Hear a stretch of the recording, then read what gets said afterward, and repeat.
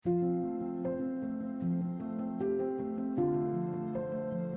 hello, magandang gabi. I'm Jahan Marie T. Opena.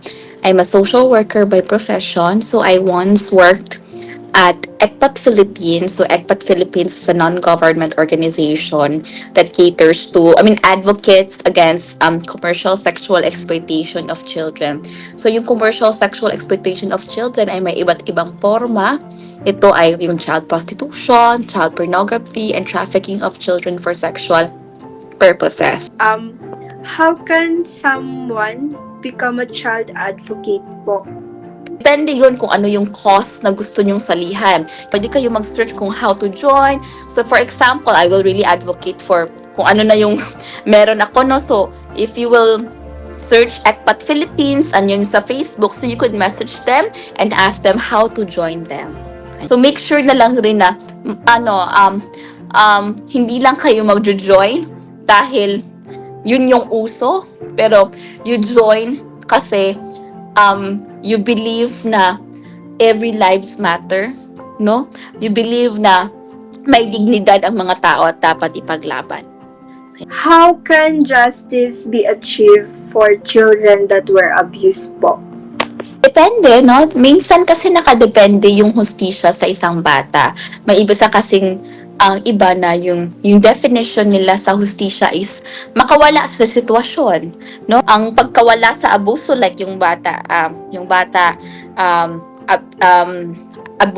inaabuso siya sa bahay nila. Yung mismong pag-rescue mo dun sa bata sa bahay niya, minsan hustisya na yun para sa kanya na mawala sa sitwasyon na yun. Most likely, 'di ba, ang hustisya is naka-associate siya sa korte. So meaning kapag nanalo ka sa korte, na-achieve mo yung hustisya. It is very integral din na na-file siya sa kaso kasi baka paglaki niya mabalikan niya yung nangyari at ma-realize niya, sana kinasuhan ko yun. Pero this is to educate you also na kahit matagal na yun nangyari, pwede pa rin mag-file ng case, no? Pero ang importante nun na maalala kung ano yung nangyari, tugma pa rin yung mga nangyayari kasi alam niyo naman, di ba, walang gustong makulong. So, maraming mga perpetrators and they will really lie. Kaya ang importante naman doon is consistent yung statements, no? O minsan kasi pag mas matagal, nakakalimutan kung kailan yon mga pangyayari. We really find it important for service providers to be really equipped. No? Alam nila kung anong mangyayari, saan sila pupunta, at ano yung mga batas na protect, no? Mga judges, no? Mga lawyers, alam nila kung saan. Like sa police, no, kung hindi sila marunong mag-investigate, most likely mahihirapan silang mapanalo ang kaso. Ang social workers, kapag hindi sila marunong mag-handle ng case, most likely yung bata hindi maghihilom. No? Kapag yung psychologist hindi trauma-informed, hindi maganda yung mga pananalita, most likely yung bata hindi mag-heal. Kasi at the end of the day, yung pinaka-goal natin pag mag-rescue ng survivors, mag-rescue ng victims of abuse, is sila ay maghilom, mag-survive. So, it's a multi-organizational effort. So, tayo lahat may contribution. It's important for us to really provide an environment that facilitates healing and recovery. So we really believe na dapat trauma-informed tayong lahat. Ayan.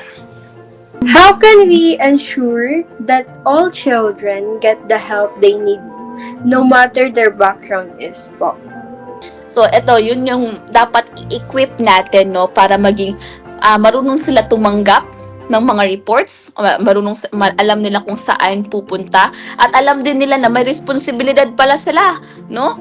Kasi kapag lahat ng service providers they are equipped, mas malaki yung chance na ma-achieve maprotektahan natin yung mga tao kasi prevention is better than cure. Mas malaki ang gastos kapag maghi-heal sila kasi sa paghi-heal, dapat natin sila bigyan ng temporary shelters and it costs millions. Yeah. So, ayun, thank you for entrusting me. Thank you for choosing me as your resource person. I really appreciate that, and I really hope that that will inspire you at the same time that will really you really get to learn from me kasi ako marami pa rin akong dapat matutunan, no? So pray for the best and I know God will be with you.